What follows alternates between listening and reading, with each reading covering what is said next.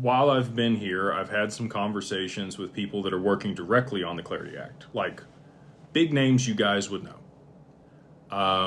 They are very unhopeful that the Clarity Act is going to get passed before midterms. The markup would need to be done in the next 10 weeks. You've got the SAVE Act, you've got the PACE Act. There's some other things in legislation that Congress could be voting on. Banks and Coinbase have had a hard time coming to a resolution on the yield, but now that the OCC has given full oversight on that, regulated it basically for how the Genius Act is going to be used, I don't think that that's going to be a point of contention anymore. So without that in the way, could it move faster? Sure. I think that we're probably, I would love to say yes. Again, I was on Capitol Hill advocating for the Genius Act and the Clarity Act when the Genius Act was passed last year in the middle of the summer.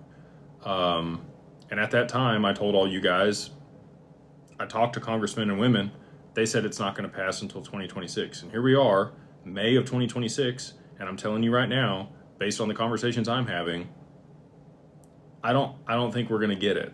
And if we do, maybe it's like they rush it through somehow because they have to have it. But with the OCC regulating stablecoins, I don't see a reason that they would have to pass it very quickly.